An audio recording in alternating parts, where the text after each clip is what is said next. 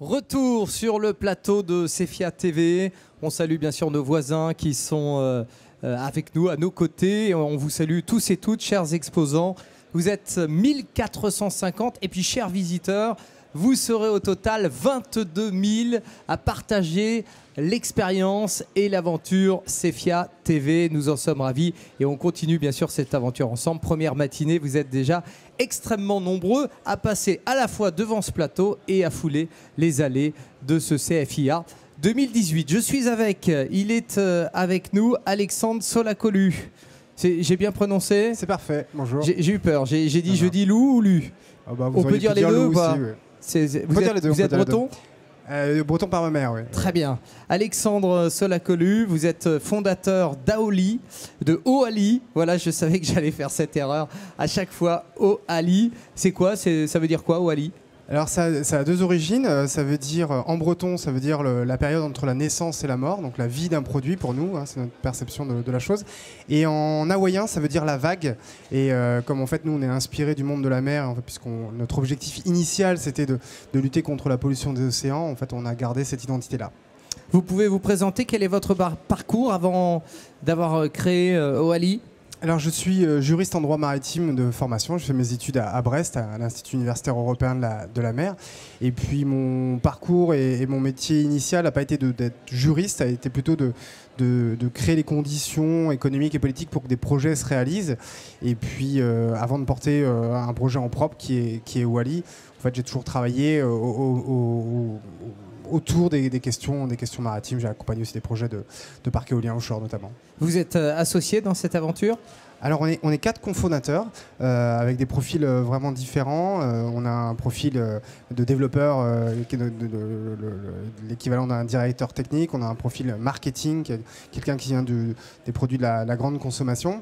Et puis un profil plutôt commercial. Voilà. Mais on est tous réunis autour de l'identité maritime. C'est ça qui nous a rassemblés.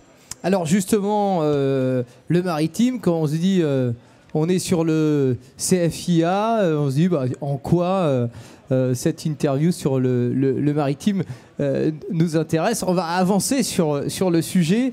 D'ores et déjà, on fait juste un petit focus. 100% des déchets, donc ça nous concerne tous, ça nous concerne ici au CFIA, 100% des déchets qui ne terminent pas dans une poubelle terminent dans les océans.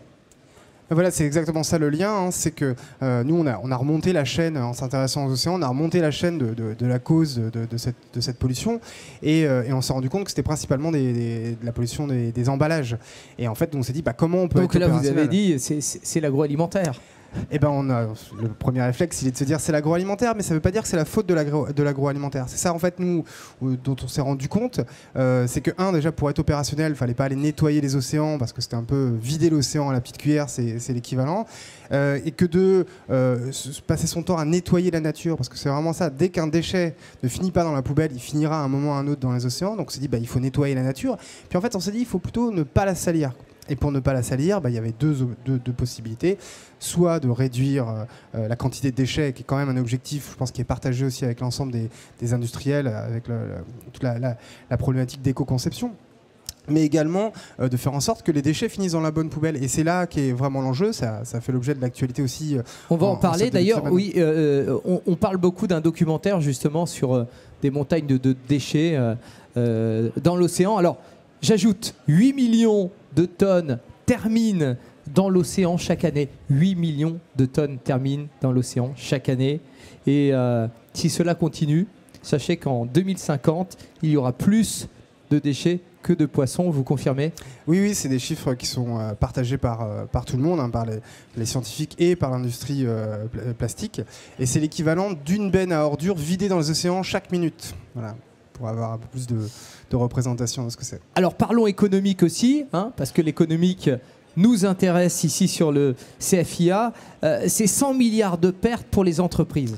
Alors c'est le World Economic Forum qui a évalué ça. Ça veut dire que, et ça concerne les plastiques à usage unique en fait. En fait on s'est rendu compte que ces plastiques à usage unique finalement disparaissaient du circuit économique. Et en fait c'est comme si on détruisait tous les ans à peu près 100 milliards de dollars de valeur. Et donc en fait, ce qui rend intelligent d'un coup, on sort un peu de la notion environnementale, mais qui rend intelligent la notion d'économie circulaire, c'est-à-dire comment on fait pour ne pas la détruire, la réutiliser ou alors peut-être repenser nos modes de consommation, c'est-à-dire ne pas utiliser de produits à usage unique, n'avoir que des produits qui s'utilisent un certain nombre de fois. Et c'est vraiment la preuve que cette question elle est environnementale et qu'elle est économique, et vraisemblablement si elle est économique, il y a des chances qu'on puisse changer la donne. Nous avons avec nous Alexandre Solacolu, fondateur de Doali, au cœur de cette émission sur Cephia TV. Alors, en préparant cette émission, on a évoqué ensemble que 25% des emballages sont seulement recyclés et que le cœur du problème, et vous l'avez dit, hein, c'est que l'agroalimentaire ne s'occupe pas de la vie de l'emballage. Vous êtes parti de ce desiderata, vous êtes partie de ce fait, c'est vrai? Alors en fait, on ne s'est pas dit ça aussi violemment comme ça de prime abord, mais on s'est rendu compte effectivement que les industriels mettaient énormément de moyens et d'envie et d'engagement sur l'éco-conception, donc en fait de faire des emballages qui soient 100% recyclables, mais qu'ils ne s'occupaient pas de savoir s'ils avaient été recyclés. Et parce que l'organisation de traitement des déchets en France est faite de telle manière qu'on a délégué cette responsabilité-là à des éco-organismes et que globalement, ce sont les collectivités qui prennent en charge ça. Et sauf que nous, on s'est rendu compte que dans le contexte sociétal dans lequel on est, il y a une bombe à retardement. Ça veut dire qu'à un moment donné, c'est vers les industriels et vers les marques de produits de grande consommation que le consommateur va se retourner en disant écoutez, vous nous vendez des produits dits 100% recyclables, et puis finalement on se rend compte qu'ils sont à peu près à 25% recyclés, et ça, nous c'est ça qui nous pose problème. Et on se rend compte, en fait, c'est pour ça que je disais que cette histoire de pollution des océans, même si la source on peut la mettre à l'endroit de l'agroalimentaire, on se rend compte que c'est pas malveillant, c'est pas fait exprès, et que si on recrée du lien entre le consommateur et la marque, on pense que la marque peut devenir prescriptrice du bon geste, et c'est là que Oalis se positionne. Alors, les inciter à avoir le bon geste, c'est l'objectif d'Oali.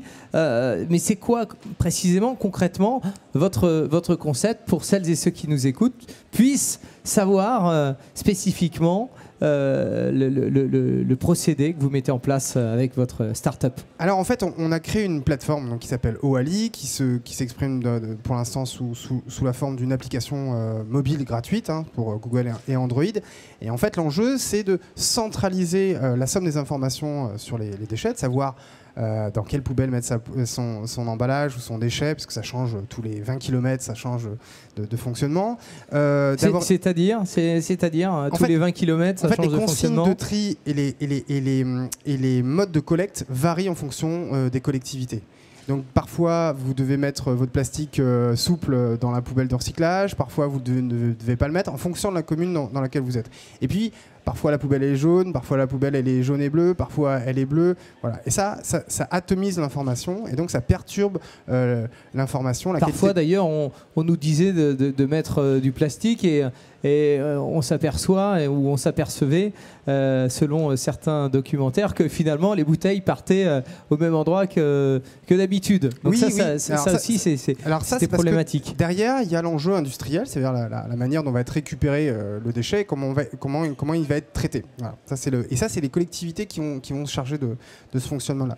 Mais vous voyez, il n'y a pas une information centralisée. Et donc nous, on essaye de compenser ça en créant cette information centralisée et qui vous donne l'information en fonction de l'endroit où vous êtes. Et on veut aller un peu plus loin que ça parce qu'on veut fournir du service à nos usagers, c'est-à-dire des services de type quand sortir la poubelle. Bon, voilà, c'est anecdotique, mais c'est quand même ce qui intéresse les gens au quotidien. Et de l'autre côté, on veut affiner l'information sur chaque produit. Ça veut dire que nous, on a un lecteur de code barre. Pour l'instant, on a à peu près 70 000 produits référencés. Mais nous, on veut aller plus loin avec les marques. C'est-à-dire les codes barres, vous pouvez nous préciser? En fait, dans l'application, vous passez votre écran, enfin votre petite caméra sur le code barre et ça va vous dire, ça c'est du plastique, ça va dans la poubelle de recyclage. Ça c'est du carton, ça va du poubelle de recyclage. Mais c'est via le smartphone? Via le smartphone, voilà. Très bien. Ouais. Ok. Et donc, en fait, ce que nous, on veut mettre en place, c'est que les marques viennent mettre précisément leurs produits dans notre plateforme et qu'en fonction du produit, voilà, vous avez une information hyper précise sur l'emballage. Parce qu'en fait, nous, on récupère de l'information qui est, on va dire, en données ouvertes. Elle n'est pas certifiée tout le temps, quoi. Alors, vous m'avez parlé même de contrat social avec les territoires. C'est important de partager justement avec l'ensemble de la société? Alors nous, on a vraiment une approche sociétale de l'enjeu, c'est-à-dire que nous, on pense qu'il faut vraiment travailler... Vous êtes vous êtes après des businessmen, vous êtes... Bah nous, on fait partie d'une génération d'entrepreneurs. C'est l'éthique qui... Oui, c'est-à-dire qu'on met du sens dans ce qu'on fait. En fait, notre idée, c'est de dire, on donne du sens et on crée de la valeur en même temps. Je veux dire, le plus gros exemple, le plus médiatique, c'est celui d'Elon Musk, qui n'arrête pas de dire globalement ça. Alors que la différence, c'est que nous, on préfère avoir vue sur la mer que vue sur Mars. Donc on préfère, voilà... faire en sorte de nettoyer la planète. C'est pas le même projet. C'est pas le même projet. En tout cas, nous, on veut rester le plus longtemps sur la planète Terre et regarder la mer. Et toujours est-il que, je vous disais, l'organisation de la prise en charge des déchets, ce sont des metteurs en marché, donc l'industrie agroalimentaire notamment, qui met sur le marché des déchets, et les collectivités, ensuite, qui sont rémunérées par l'éco-organisme alimenté financièrement par l'industrie agroalimentaire, qui s'occupent de traiter ces déchets. Mais quand elles traitent les déchets, ça crée une activité économique locale. Et si les déchets sont bien triés, ça crée de la valeur économique, c'est-à-dire ça crée de la ressource. Et s'ils sont mal triés, eh ben, ça crée une charge, un coût à la collectivité. Et donc en fait, nous, on s'est rendu compte que le meilleur argument, il n'était pas environnemental, mais il était plutôt sur l'économie locale. Et vous voyez bien que ça veut dire qu'il y a deux effets qui se coulent dans la production industrielle. Ça veut dire qu'il y a l'endroit où l'industrie agroalimentaire va créer, va produire son produit, c'est-à-dire là où il y a l'usine, globalement, à peu de choses près. Et puis il y a l'endroit où le produit va être consommé. Et s'il est consommé et le geste est bien fait, en fait, il crée une activité sur le territoire. Et quand j'achète un produit à Saint-Brieuc, je le jette à Saint-Brieuc et je fais travailler l'ensemble du maillon de la chaîne. Si je le mets dans la bonne poubelle. Et si oui, voilà, parce que si je ne le mets pas dans la bonne poubelle... Tout ça, je vais même vous être plus explicite. Si vous mettez un déchet qui est recyclable dans la mauvaise poubelle, c'est 100 € la tonne à la collectivité. Si vous le mettez dans la bonne poubelle, c'est 600 à 800 € la tonne de revenus. Voilà. Vous voyez, là, il y a un différentiel de 800, 900 €. Voilà. Alors, concrètement, je suis chef d'entreprise d'une entreprise agroalimentaire. Je suis en train de regarder tout simplement Cefia TV et je visualise que cette idée m'intéresse. En quoi, alors, soit ça m'intéresse, soit je me dis, bah oui, je sais pas, j'ai pas encore bien compris à quoi ça sert. C'est ce que vous voulez dire, c'est éthique finalement. Il faut y aller, quoi. C'est un peu plus qu'éthique, c'est-à-dire nous, on veut recréer de la proximité entre les marques et les consommateurs. Et cette proximité, ça veut dire qu'elle se met en place grâce à notre application qui en fait crée un canal de communication entre la marque et le consommateur de manière très proche avec des valeurs très fortes.